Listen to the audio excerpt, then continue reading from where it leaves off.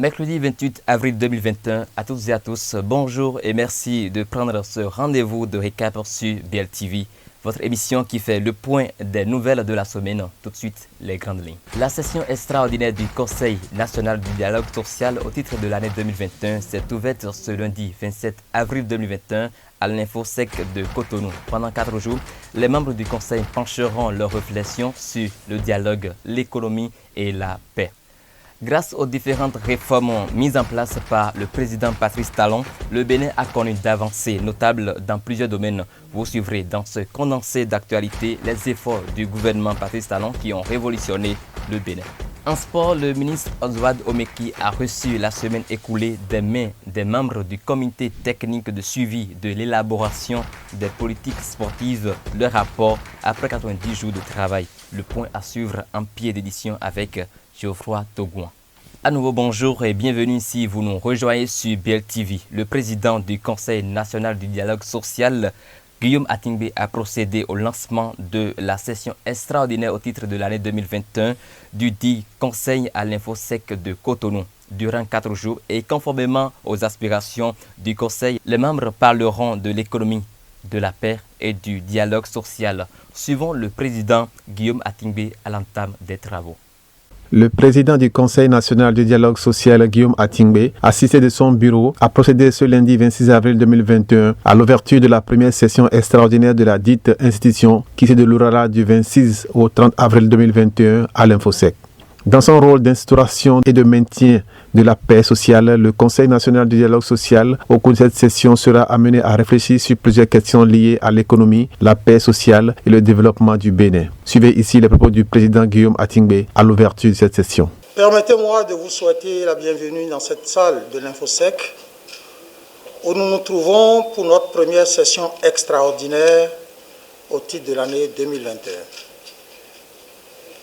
J'ai saisi l'occasion pour vous exprimer une fois encore toute ma reconnaissance pour les efforts que vous déployez individuellement et collectivement pour asseoir les bases de notre institution dont le rôle dans l'instauration et le maintien de la paix sociale n'est plus à démontrer.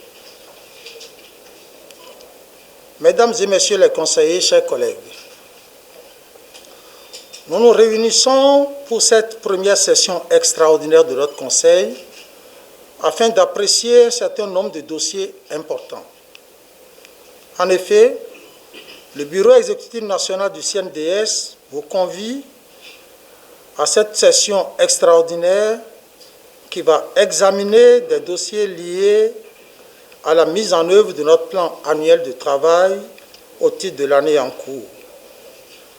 Il s'agit essentiellement de l'étude et l'adoption de la répartition des propositions d'amélioration aux tests fondamentaux du CNDS.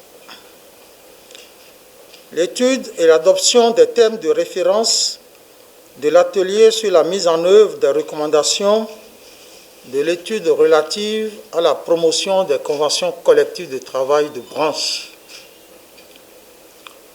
L'étude et l'adoption des thèmes de référence de l'atelier de réflexion sur le thème « Le dialogue social au service d'une fiscalité de développement, la migration de l'économie informelle vers l'économie formelle ». À ce niveau plus particulièrement, il s'agit de satisfaire à l'une des recommandations de l'atelier de réflexion organisé du 23 au 25 octobre 2019 sur la fiscalité de développement qui a conclu que cet objectif ne peut être atteint sans tenir compte de l'équité sociale et de l'élargissement de la base fiscale qui ne saurait être réalisé que par un dialogue social franc et constructif avec les acteurs du secteur.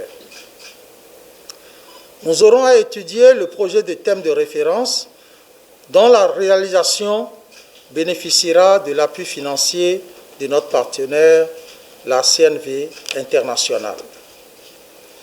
Par ailleurs, mesdames et messieurs les conseillers, chers collègues, qu'ils vous souviennent, à notre première session ordinaire au titre de l'année 2021, nous avons abordé la question relative aux propositions d'amendement à apporter à nos tests fondamentaux après près de 4 années de pratique.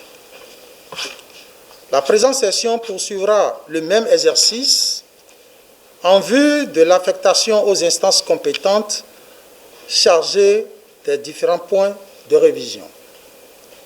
En sus, diverses communications dont les échanges sur le programme d'installation et de formation des membres des démembrements du CNDS dans les départements de notre pays viendront meubler nos travaux.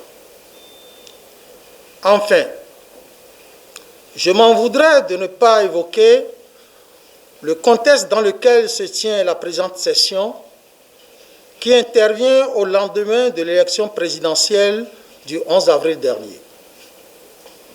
Je salue les principaux acteurs de cette œuvre qui témoigne une fois encore de la maturité du peuple béninois.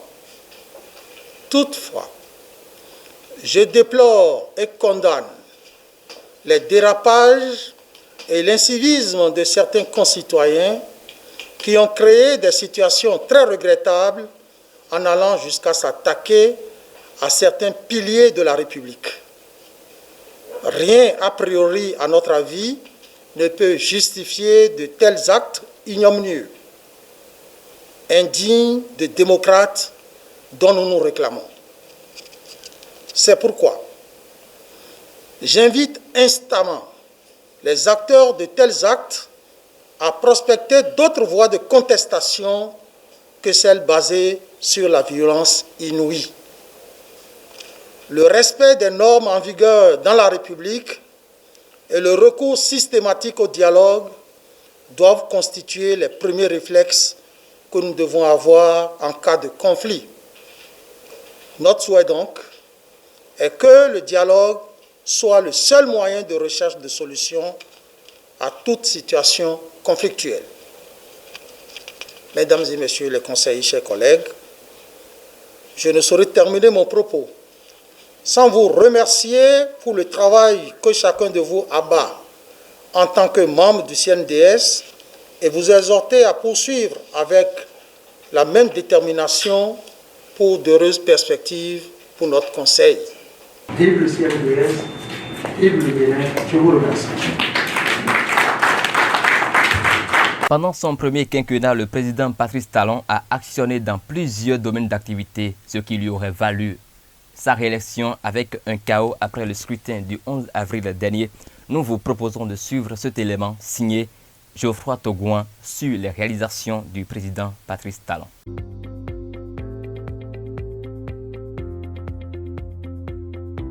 Les réformes entreprises et enregistrées dans le domaine sportif, artisanal et culturel par le gouvernement de la rupture ces 5 dernières années ne sont plus à présenter. Toutefois, le chef de l'État n'entend pas baisser la garde en si bon chemin. Pour l'heure, à travers la poursuite des investissements pour la finalisation de la construction des stades omnisports et l'étendre sur d'autres communes qui n'en bénéficient pas encore, la construction des académies sportives, le chef de l'État Patrice Talon ambitionne rendre le sport béninois compétitif, plus attrayant et valorisant pour ses acteurs. Il entend également créer des conditions pouvant permettre aux artisans de mieux valoriser leurs activités par la construction notamment d'un centre artisanal à Cotonou. La mise en avance de la scène culturelle florissante du Bénin et la promotion des manifestations artistiques. Le secteur industriel et le commerce au Bénin représentent entre autres les jalons de l'essor du pays.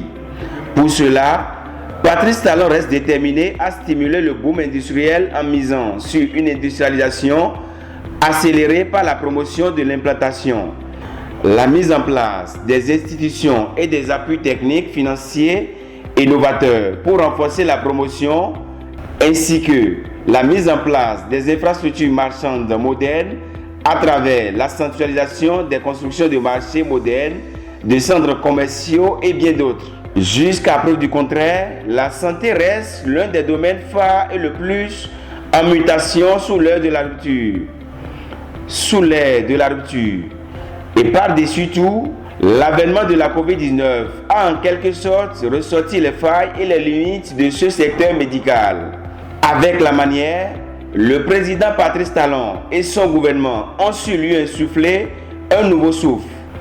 La mise en place d'un nouveau modèle de gouvernance des centres de santé et le recrutement massif ainsi que la formation des médecins et autres agents de santé pour renforcer la qualité des soins. Aussi, la qualification de tous les centres de santé fait partie intégrante de ce combat pour ces 5 prochaines années. Dans le domaine médiatique, l'accès à l'information de qualité et la dynamisation du marché publicitaire reste primordial pour le développement des médias publics et privés. L'éducation, quant à elle, en son sein, représente la base du développement. Pour l'heure, le duo Talon-Talata veut mettre au profit du deuxième quinquennat d'autres stratégies pour restaurer le système éducatif en priorisant les branches professionnelles, techniques et les formations d'excellence. Pour une continuité retentissante des œuvres entreprises, Patrice Talon et sa colistière Mariam Chabi Talata auront la charrue sur les épaules pour conduire le Bénin sur ce chemin de développement emprunté pour une fois encore hisser la nation de la catégorie à revenus intermédiaires au rang des élites sur le continent africain. Élu pour un second mandat, cette fois-ci avec sa colistière Mariam Chabi Talata, le régime de la rupture est attendu sur plusieurs chantiers. Suivez ici les attentes des citoyens. Ils sont au micro de Yasmine Mendeba et de Amsa Kouakano. Le grand chantier sur lequel le gouvernement aura travaillé, c'est de réunir tous les Béninois. Il ne faut pas que les gens ne se sentent pas concernés par le fait qu'il soit président de tous les Béninois.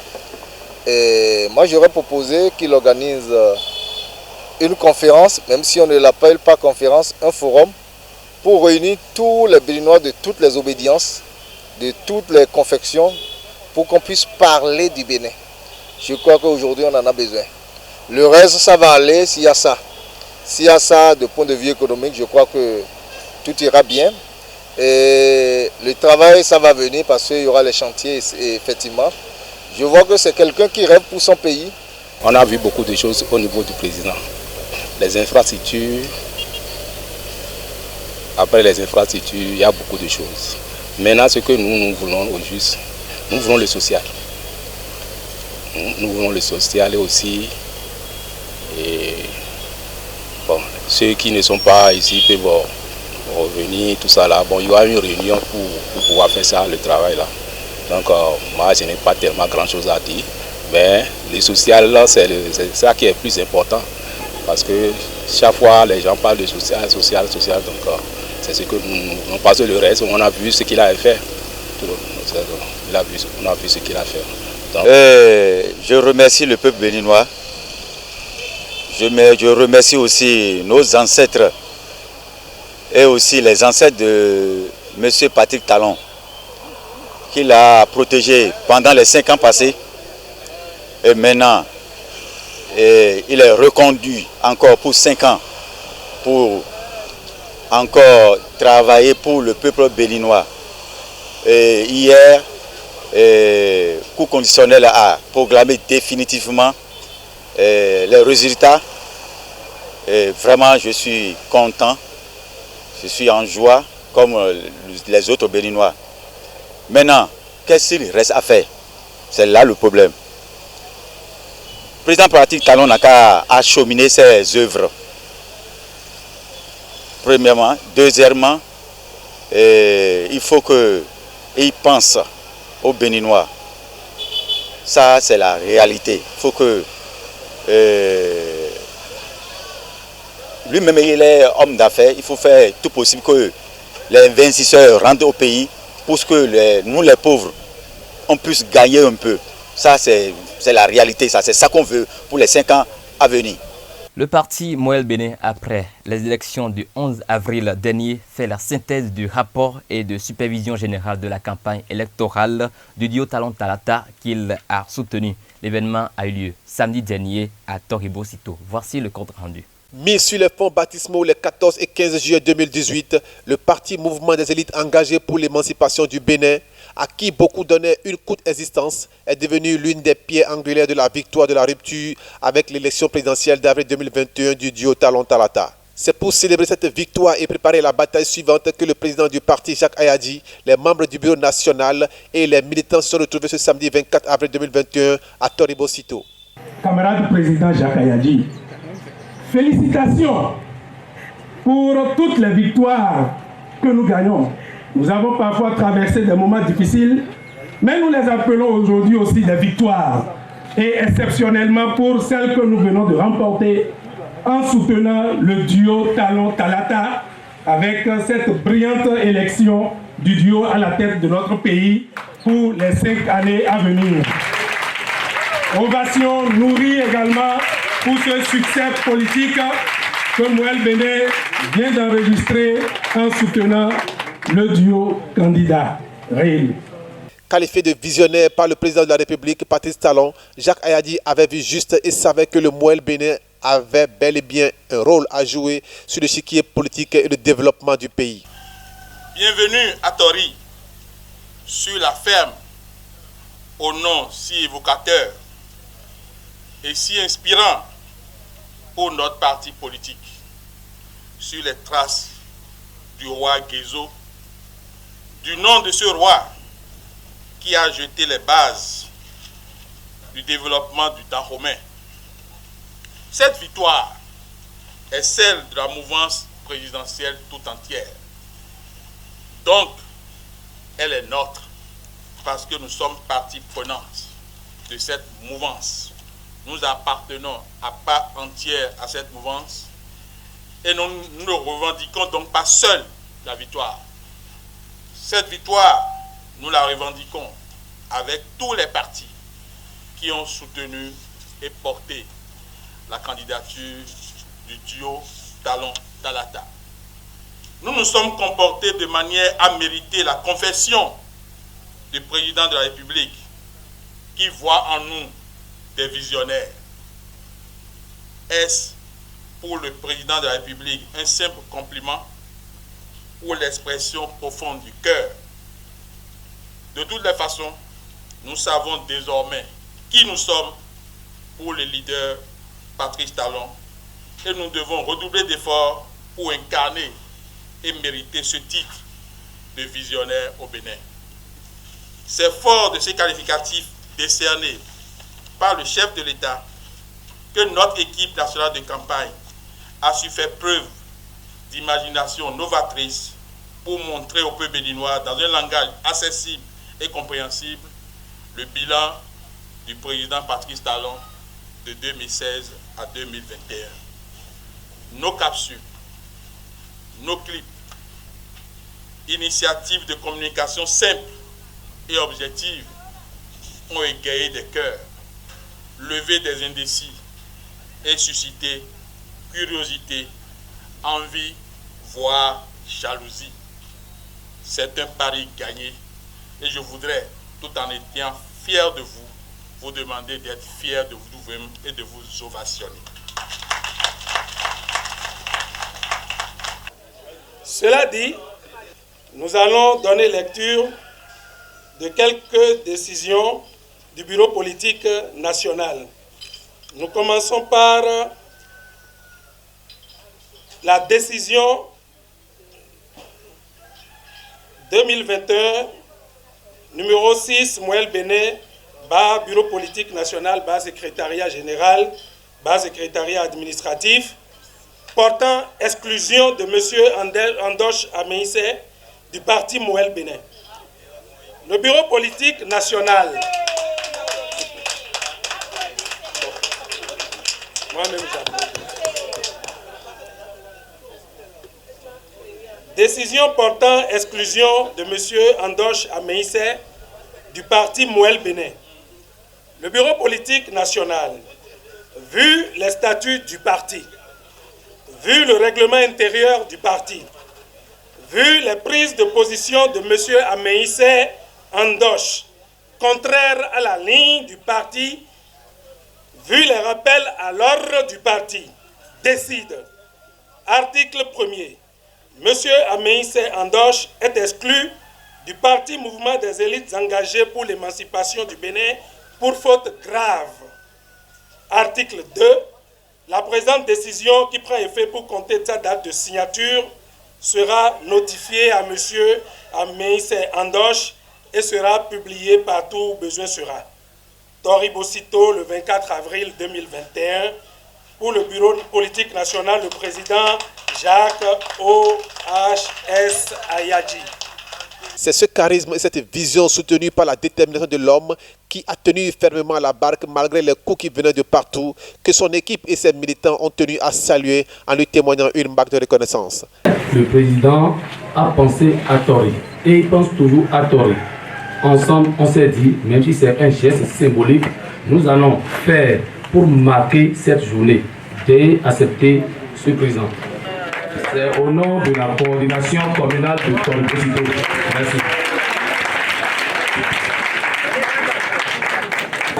Unissons le peuple autour du travail libérateur. Aucun changement n'est possible sans le peuple souverain. Et le parti anticipe déjà sur les législatives de 2023. À cet effet, le président Jacques Ayadji et les siens ont procédé ce même samedi au lancement du concept 2023. C'est maintenant.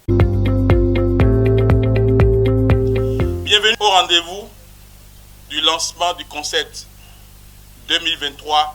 C'est maintenant, avec l'installation officielle du comité de préparation du dossier de candidature de notre parti aux élections législatives de 2023. La décision portant création et attribution du comité de préparation du dossier de candidature du parti aux élections législatives de 2023. Le président, vu les statuts du parti, vu le règlement intérieur du parti, décide, article 1er, il a créé un comité de préparation du dossier de candidature du parti Mouel Bénin aux élections législatives de 2023. Article 2. Le dit comité est composé de présidente Marie-Noël Paraïso, vice-présidente en charge des questions électorales. Vice-présidente Dr Yvette Tampinou Kiki, vice-présidente en charge des statistiques et du capital humain. Deuxième vice-président, Gérard Hessou, vice-président en charge des relations avec les structures à la base.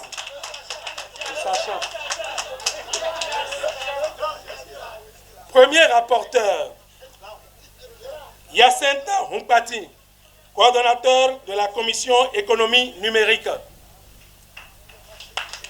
Deuxième rapporteur, Lydie Ayadji, coordonnatrice commission développement et aménagement du territoire. Membre, Abdelhamid Baparapé, deuxième secrétaire général adjoint. Albert Boko, secrétaire national aux affaires juridiques et à la législation. Je marque un arrêt parce qu'aujourd'hui, le camarade enterre sa mère. Donc il ne peut pas être évidemment avec nous ici. On a une pensée spéciale à cet effet. Je continue la lecture avec votre permission, Président. Hervé Atchefon, secrétaire national adjoint aux affaires juridiques et à la législation. Pascal Korabata, coordonnateur départemental à Libori. Abdel Alpha Mamam, coordonnateur départemental à Takora. Alain Jean-Claude Miga, coordonnateur départemental Atlantique. Évariste Biaou Akakpo, coordonnateur départemental Borgou. Ildevin Nipo, coordonnateur départemental Colline.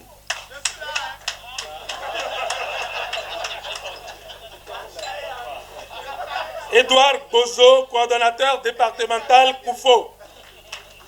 Abdoulaye Idrissou Iwena, coordonnateur départemental Donga. Syriac Hounou, coordonnateur départemental Littoral. Assignon Justin Akwete, coordonnateur départemental Mono. Joseph Ahissou, coordonnateur départemental Ouémé. Abdoukarim Adeinka, coordonnateur départemental Plateau. David Enadi, coordonnateur départemental Zou. Article 3. Les coordonnateurs départementaux s'appuient sur les membres du bureau politique national, les responsables nommés, les délégués, les vice-délégués et les coordonnateurs communaux de leur département pour l'accomplissement de la mission. Article 4.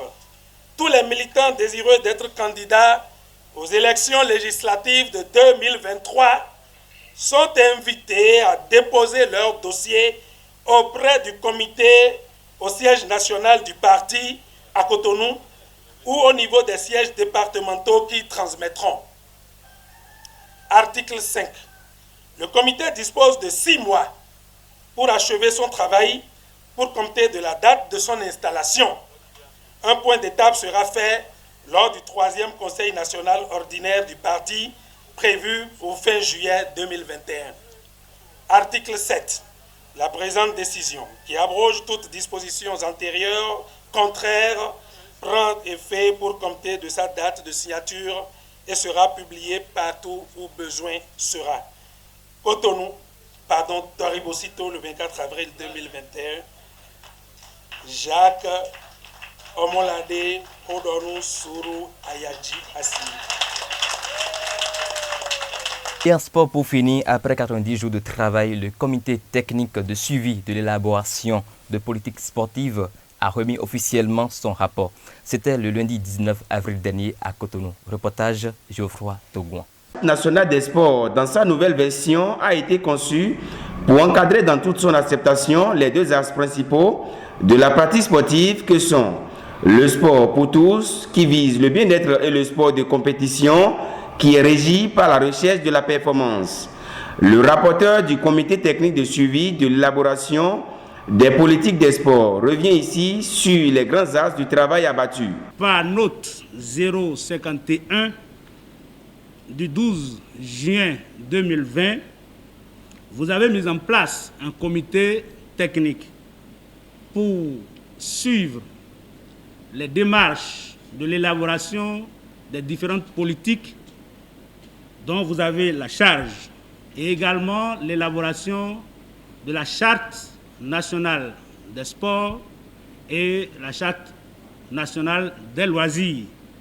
Ce comité, composé des cadres du ministère des Sports, du comité national olympique et sportif béninois, des journalistes sportifs, d'anciens sportifs et d'universitaires, a été installé à l'hôtel Royal le 7 juillet 2020, avec pour mission essentielle et en 90 jours le suivi de l'élaboration des documents énumérés ci-haut. Le ministre des Sports n'a pas tari de mots à l'endroit des personnes ayant travaillé pour l'élaboration du dit document. Il a par ailleurs, au nom du gouvernement, félicité ces différents hommes qui ont 90 jours durant œuvré pour le produit final. De haut niveau, à l'époque, lorsque je le mettais en place, j'avais indiqué que je n'avais pas le moindre doute sur la capacité, des compétences, des expertises que nous avions rassemblées au sein de ce comité à produire le meilleur document possible au bout des travaux. Et j'avais également dit, au nom du gouvernement, au nom du chef de l'État, toute la confiance que nous placions en ce comité de haut niveau, conscient de ce que ces compétences béninoises connaissent bien l'environnement, connaissent le passé du sport béninois, connaissent le présent du sport béninois qui est fait des réformes que nous avons, vous et nous, opérées ensemble, et connaissent surtout l'avenir du sport béninois que nous projetons à travers les différents programmes qui sont mis en œuvre. Faut-il le rappeler, les deux documents élaborés n'attendent que la validation nationale pour leur mise en œuvre. Ceci pour le bonheur des différents acteurs. Mesdames et messieurs, ce sera tout pour ce numéro de Récap sur BLTV. Merci de l'avoir suivi et merci de votre fidélité renouvelée au programme de BLTV. À À très vite.